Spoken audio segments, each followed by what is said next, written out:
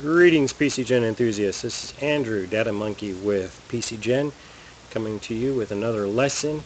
This time we're going to cover a simple lesson about deities, and how to input them into your homebrews and use them for your own use. You can actually find this lesson, among with others, in your list file class lesson section of the documentation that PCGen provides.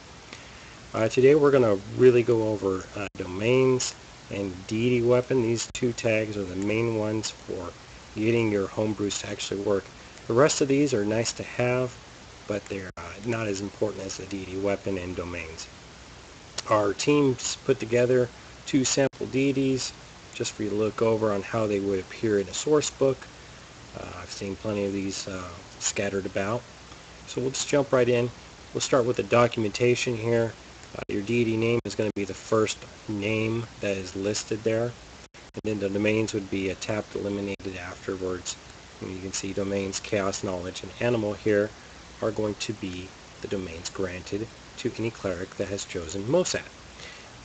We typically use an appended pre-align tag to control the cleric alignment, basically. So if the cleric PC here or NPC does not meet the alignments listed, they will not have access to those domains. This is like I said, our normal operating procedure. We don't normally have free-floating domains, but if you don't want to have a deity that restricts domains, you can definitely use without. One of the free-floating ones that you can have is the alignment tag, and that will specify what the alignment of the deity is. One that I don't really recommend is a free-floating prex tag. And free-floating means that you actually have to have that restriction in order to achieve that deity. So in this case, in order to even select Mosat as a deity, you would have to have an alignment of neutral good, chaotic good, or chaotic neutral in this case. Deity weapon is a very important thing, and yes, those are typos in here. This must match an existing weapon proficiency.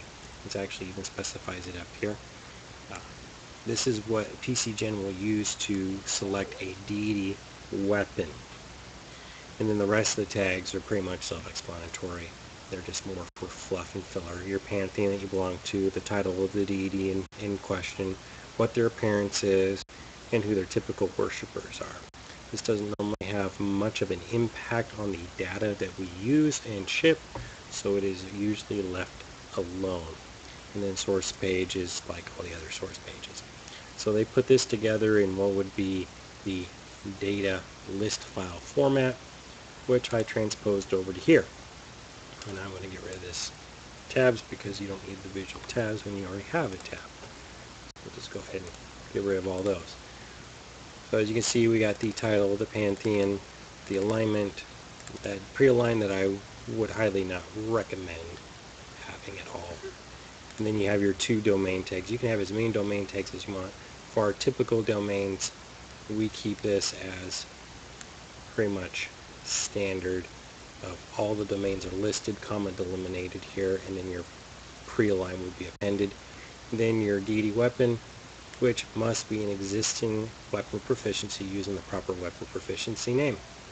And then everything else is pretty much standard.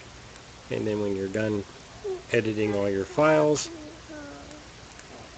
you just go ahead and put a single line, although PCGen does have a preference option to allow you to do a multi-line.